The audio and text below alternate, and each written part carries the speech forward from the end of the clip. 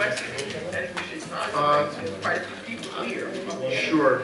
You know, I don't believe it's legally necessary, but for some boards like to make a motion on that, that's fine. Is there a motion on this? Motion. To continue the public hearing.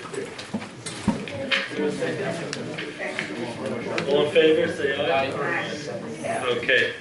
We'll now move to item number 3, Monsey Lumber.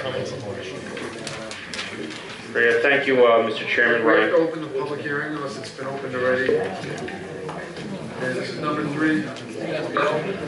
Okay, just comment on 19 Hoyt. We are continuing for the next board meeting, which is March 14. We'll continue that at that time. Okay. Okay. We have to open the public hearing. Motion. Monsey, just for the record, you need to state the application. Monsey Lumber Homer Lee. Number 3. Motion. Okay, is there a second? All in favor, say aye. Aye. Motion is now open. Thank you, Mr. Chairman. Ryan Carbon for the applicant. This matter is a reapproval without any changes. This project was approved by the municipal boards, including the village board, the planning board, and the zoning board in 2011. As you know, substantial construction needs to be completed within 18 months of the granting of the approvals and the permit in order for those permits to remain current, or extensions need to be sought. Extensions were not sought, therefore those approvals expired. Without changes to the map, we are applying for to have those same variances reapproved. As was noted in passing on the earlier earlier application, this was for the construction of the commercial building with the offices back in 2011, serviced primarily by the parking spaces that exist in the current Monsey Lumber site, which is why at that time the Zoning Board of Appeals granted the variances that were sought at that time. All we are seeking is the reapproval to the letter of the variances that were previously granted. It's a 2-story building, 4,000 square feet proposed roughly on 35 Homer Lee. Their existing lot. Do you have any plans on that? Oh, sure. They were all submitted to the zoning board. I don't know. Okay, go ahead. I apologize. I don't know how it would be on your agenda without plans.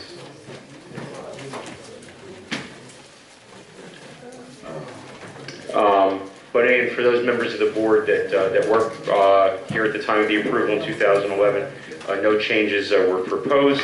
The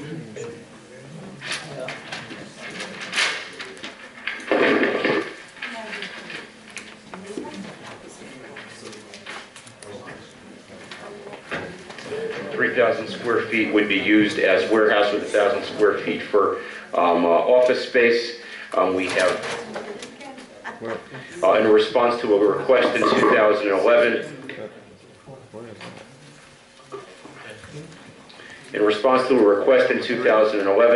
the 24-foot wide curb was narrowed to a 12-foot wide curb, which was shown on the plan.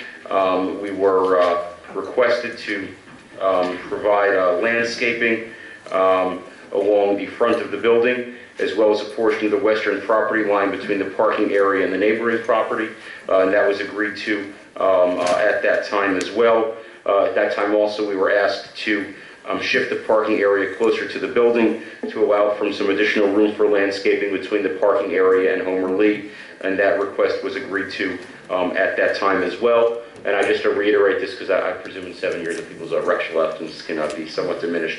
We were also asked at that time to agree as a condition that lighting would not spill over into adjoining properties, and we agreed to that condition. At that time, we were required to achieve zero net increase in runoff by directing water to the holding pipe underneath the parking area with an outlet to the existing catch basin on Homer Lee.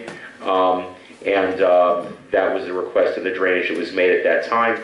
There have been, since that time, updates to public stormwater standards, etc., and we will need to comply, despite whatever we agreed to in 2011, with the current 2013 18 drainage and stormwater standards. But again, nothing has been proposed which changes from the initial findings, initial plans that were proposed by the board. The building has remained the same size. The variances have remained identical. And with respect to the conditions that were part of the approval at that time, namely with respect to landscaping, lighting, zero net runoff, and the nature of the curb cut, we would obviously re-agree, I don't know if that's a word, but we would agree once again to the same conditions that the board had imposed previously, as well as any other factors that you would wish to impose upon us again at this time. But again, this is a straight-off reapproval without any changes. Okay. I guess my question is, this was done here several years ago. Did they ever complete the office space on the office that they had requested? Not to the best of my knowledge. Okay, I didn't think so. I was just wondering. Not to the best of my knowledge, and to the best of my knowledge, no extensions of those variances were requested in 2013 and 2014. It was all just left to expire. So what is that structure been used for all this time? Storage? I don't know. There is no structure. I don't believe there's a structure there. What's that bay kind of came back over there with the office? There was originally, as I could see from the file, there was a one-family house and driveway. There was an existing dwelling, and there was a freestanding garage that were on the site. So I'm not. Maybe that's the building that you're referring to. Okay, but yeah, none of the contemplated construction, by virtue of the approved site plan or the variances, was ever implemented. That's why we're back here. So it's just the same. I hate to call something a carbon copy, but it's a carbon copy of the previous application. And I guess the FAR is concerned as well. Unchanged, again, unchanged from the previous application. If it was approved at 11, why would you not build it so far? 7 years. You know, there are many reasons why people don't get around to building things, whether it's plans changing or finances. I don't know in particular what the reason that this was not completed, but the approvals did expire, so we are here. We haven't made any changes, Mr. Vice Chairman, whatsoever to the plan. I think the applicant, obviously, at the time he was here, fully intended to build it at that time, but perhaps market or financing or whatever didn't permit it. And we lost even though we were granted all of our approvals by the village board, the zoning board, the planning board, all the relevant agencies, because so much time has run, we need to come and ask that to be reapproved. And we have, I can tell you, the company has every intention of building it at this time. It would be a good, clean commercial rateable for the village. The area is a GB lot designated for commercial construction, so it'll be nice to have that return to productive use and tax use and all those other kinds of things. We're currently not doing much for anybody. And again, we're not making any changes to anything that's been previously adopted. Okay. Any comments from the public?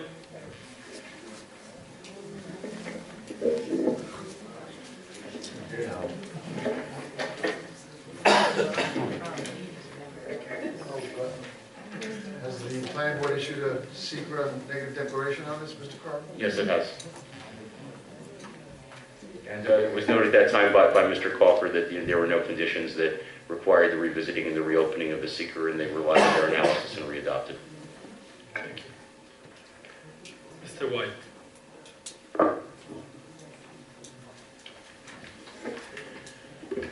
I, Stephen White, do solemnly affirm or attest that the testimony I'm about to give is the truth to the best of my ability and knowledge. Okay. Name and address. Stephen White, 10 Garden Place. Okay. Okay. So I had asked before about the floor area ratio, and I guess the answer is that yes, they're asking for 0.8, where 0.3 is what's allowed. Am I correct about that? So says FAR 0.3 required, 0.8 provided. No, I think it's 0.60 allowed. So it's an error on the agenda that they handed out. Yeah. Okay, but so it's there's a Walter, 0.60 allowed, GB? I do not have the map in front of me. You have it, don't you? What is it on there, Mr. Hall? Here it says 0.3. I'm not sure what he's referring, how he's referring to something. ZBA 4.6 LI.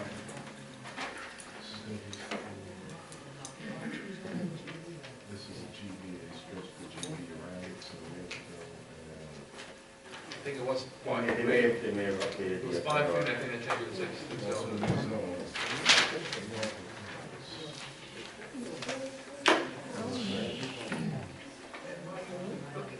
Okay. Continue, okay. I noticed there was a lot of things which are being put up on condition, and that was the reason for me bringing up the issue of the road permitted for the trucks, because there were conditions for that. And so I just want to say that when you make conditions, somebody really needs to be able to follow through and make sure that the conditions are actually followed, because too often it happens that people come up and they promise they're going to follow things, and then they don't get followed. So I'm trying to emphasize that, you know, when you say accept it on conditions, there should be some, in my job, we have something called SMART goals, you know. So it should have to be measurable, it has to be attainable, it has to be testable. So there must be some way of knowing whether or not what you said you were going to do actually is what actually got done. So I'm hoping that this board will have, as you adopt conditions, there will be some kind of a statement about how you will know that those conditions are really being followed through on. So that would pertain to, I know that you just authorized for a fire safety review, and so they didn't, I don't remember hearing specifically all the different fire, I think they mentioned sprinklers, I think there were barriers, what else I forgot you mentioned, but those are conditions that they've accepted, and I'm hoping that those will be noted very carefully and clearly, and that before that someone will be there to stop the project if it doesn't meet all the conditions that were on the drainage and the fire safety. If I may answer your question, according to Skitazer and Ziegler's site plan, they are classifying this as a use group G, which in our zoning code appendix A and B dictates it as a wholesale business, storage and warehousing, and the bulk requirements do indicate that a maximum floor area ratio of 30% is allowed or required. So these drawings are correct. Thank you. on the actual engineers, says that the zone change to GB. That's correct. Mayor Jasmine did that So on GB, my recommendation, by the way. so it's GB, it's not G. It's a GB, but it's a use group G. You have A, B, C, D, E, F, and G under the GB zone. If you're familiar with your zoning code. Thank you. So I guess that what that means is that it's 0.3 allowed and 0.8 being requested, which is almost triple. And I think, you know, FAR has come up more and more often in these more recently. Previously, they had been a little bit more liberal with FARs, perhaps when this was approved the first time. But over the time has gone by, I know that this board has been much more careful about FAR because there's been so much subsequent building and building and building. It's become a very touchy issue. And even they adjusted the FAR for residentials in order to stop having so many overriding of the FAR through the zoning board. So I'm just hoping that you'll consider maybe revising this so it's not so far above, almost triple above what the recommended of the FAR is. I think that it's not really an extensive hardship on the participant to be somewhere closer to what the village codes are requiring. Thank you for your time. Anybody else? Seeing none. Brian, any additional comments? No, thank you, Mr. Chairman, and I would reiterate, just for the benefit of clarity, that the applicant obviously will, the facility will need to be sprinkler in compliance with any of the applicable codes and the appropriate fire-rated materials utilized, that the landscaping and lighting requirements of the original plan would still remain as if I could describe them, or we can make sure they're specified in the resolution, including the specific requirement that the lighting not spill over onto adjoining properties, that we comply with the village's requirement for net runoff, for zero net runoff, as well as that the landscaping be located, landscaping needs to be located, and again, this is just from the previous approvals. Landscaping must be located in front of the building and along a portion of the westerly property line between the parking area and the neighboring property. And those were the conditions that were imposed at that time. Again, we were also asked to reduce the curbing from a 20-foot wide curb to a 12-foot wide curb, and we have done that as well. And so those are all of the conditions that were approved and applied at that time. We've made no changes to our plans since then.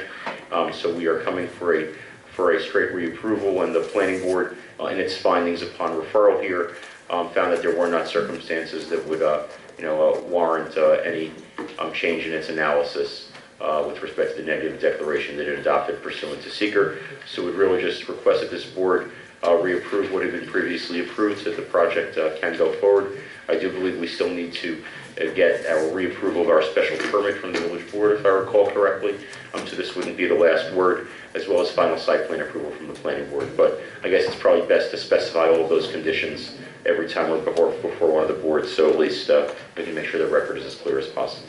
Okay, thank you. Just a couple of correspondence. The same letter from the Rockland County, Town of Clarkstown Department of Planning, dated January 24, 2018, signed by Gilbert J. Hine, Chairman, and it's one page, and it reads, in substance, the Clarkstown Planning Board does hereby find that the proposed referrals will result in a significant overutilization of the properties. These proposals will impact on community character, traffic, water quantity and quality, drainage, stormwater runoff, and sanitary sewer service. And also the same correspondence from Kathy Tolf, dated February 26, 2018, which I read into the record with the related application of Monsey lumber. And I'll just read it very quickly. I only have the home relief portion of this proposal. The clearances are tight. There are previously granted variances that essentially remove buffer areas. I was promised by the attorney at the last hearing, Mr. Carvin, that there would be a comprehensive fire safety plan. To date, none has been sent to me. This is necessary because of the nature of a lumberyard and its inherent risks from storage of combustibles within a residential neighborhood. I would expect such a plan to include sprinkling of lumber storage and buffering to contain a fire should one occur. I would remind the board of the Beckley lumber fire on July 4th, 1959, at a time when this village was not densely populated, nor was the lumberyard adjacent to numerous houses. That fire raged for over 14 hours and took 8 fire companies to control without spread to any other structures. Without a fire safety plan, fire review is not complete. That's it for the first part. As I would just note, Mr. Michaels, that we did, as I did specify the buffering, and we will, and you can, and the sprinkling, I believe, is required by law, but if the board wishes to make it more explicit in its resolution, obviously we're not going to have any objection to that. Thank you. Thank you. Any comments from the board or any motions? Second. Okay, so Ellie made a motion. Is there a second? Okay, there's a second. All in favor, say aye. Aye. Okay, public hearing is now closed. And the motion to approve or disapprove? Motion to approve, as it was previously approved in 2011, with the conditions of the sprinkler system. Is there a second? Second. Okay, can Second to approve with the same exact condition that was approved before in 2011. do we want to list the conditions? Do you have them handy? I just want to. Just, do you have it in written? The public hearing is closed. I'm not comfortable. I'll write it out for you. Back quickly. Okay.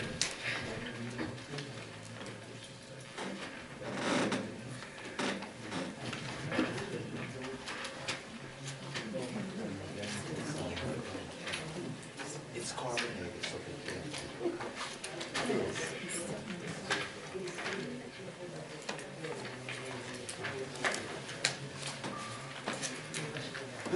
you need a vacuum.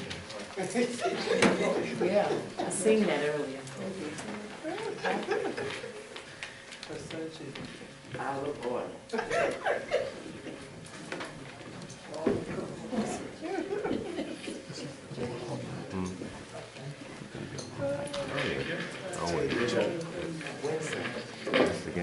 Okay, Okay, so we have conditions. Number 1, 0 net runoff on the property, landscaping front of the building. What's the next one?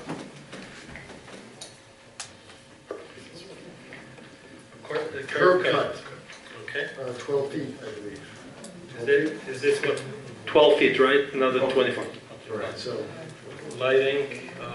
can't Can't spill spill onto out. neighboring property. So one So is it's only zero net runoff in surface water, stormwater runoff. You got that, Lori? Yes. 2 is landscaping in front of the building. 3 is a curb cut, 12 feet. And 4 is lighting cannot spill onto neighboring properties. Those are the conditions.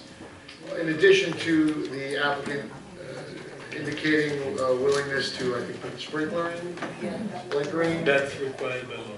It's commercial. Was there anything else with regard to Kathy 12, other than the sprinklering that applicant mentioned? Does anyone? Lori? I believe that was it. Okay. Can you call the roll? We have a second. So, who made the motion? Okay, and who seconded it? Okay. Roll call vote, ready? Member Caldwell. Okay. Member Patrick? Yes to approve. Okay. Deputy Chairman? Yes. Yes to approve. Okay. Member Eli? Yes, to approve with all the conditions stated by my colleague. And Chairman? Yes, to approve. It was previously approved. I believe it won't change anything since we approved it 7 years ago. We'll move to item number 4.